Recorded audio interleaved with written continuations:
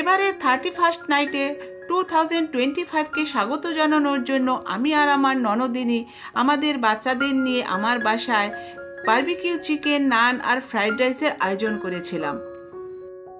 আর এই রকম barbecue chicken খেয়ে আমাদের বাচ্চারা তো মহা খুশি। বাসায় কিভাবে রেস্টুরেন্টের মতো এত মজার বারবিকিউ চিকেন বানিয়েছিলাম সেটাই আজ আপনাদের সাথে শেয়ার করছি। এখানে আমি 6টা মুরগি রোস্ট সাইজ করে কেটে নিয়ে তারপর এইভাবে ডিপ কাট করে কেটে নিয়েছি। এবার এর ভিতর দিয়ে দিচ্ছি 6-7 চামচের মতো হবে রসুন বাটা, আদা বাটা দিচ্ছি ওই একই পরিমাণ, দিচ্ছি চিকেন বারবিকিউ মশলা। বাজারে অনেক কোম্পানির বারবিকিউ মশলা পাওয়া যায়, আপনাদের যেটা পছন্দ সেটাই ব্যবহার করতে পারেন। দিচ্ছি টক দই 1 কাপ পরিমাণ, গোলমরিচের গুঁড়া দিচ্ছি 2 টেবিল চামচ, বাটা মরিচ দিচ্ছি 5 থেকে 6 চা চামচের মতো হবে। আমি যেহেতু চিকেনটা একটু ঝালঝাল করে করব তাই মরিচ একটু বাড়িয়ে দিয়েছি। ধনিয়ার গুঁড়া দিচ্ছি 3 টেবিল চামচ, সয়া সস দিয়ে দিচ্ছি 4 টেবিল চামচ পরিমাণ।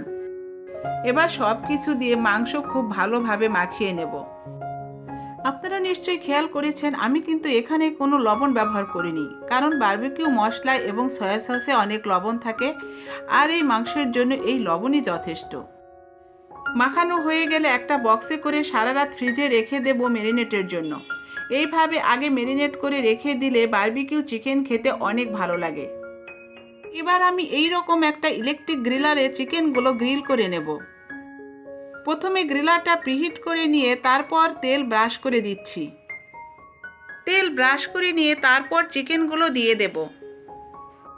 চিকেনের এক পিঠ যখন এই রকম হয়ে আসবে তখন উল্টিয়ে দিতে হবে। 10 মিনিট এইভাবে চিকেনগুলো উল্টিয়ে পাল্টিয়ে গ্রিল করে নেওয়ার পর এবার চিকেনের উপর সরিষার তেল ব্রাশ করে দিতে হবে।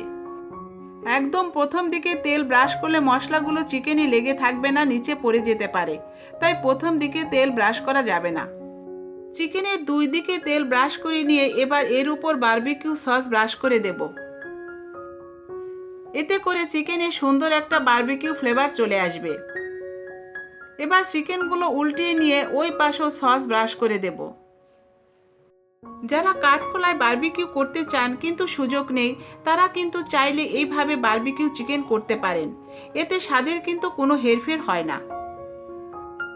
এখন চিকেনগুলো আরও 4 থেকে 5 মিনিট উল্টিয়ে পাল্টিয়ে গ্রিল করে নিয়ে যখন চিকেনে এইরকম একটা কালার চলে আসবে তখন উঠিয়ে নেব। এবার চিকেনে একটা স্মোকি ফ্লেভার আনার জন্য 1 টুকরো কয়লা গ্যাসের চুলায় একটু লাল করে নেব। এবার কয়লাটা চিকেনের ভিতর এই রকম একটা স্টিলের বাটি বসিয়ে তার ভিতর নিয়ে নিচ্ছি। এখন গরম কয়লার উপর কিছুটা ঘি দিয়ে দেব। যখন কয়লা থেকে ধোঁয়া বের হবে তখন একটা ঢাকনা দিয়ে ঢেকে রেখে দেব 4 থেকে 5 মিনিট। তো হয়ে গেল আমার ভীষণ মজার রেস্টুরেন্টের স্বাদে বারবিকিউ চিকেন।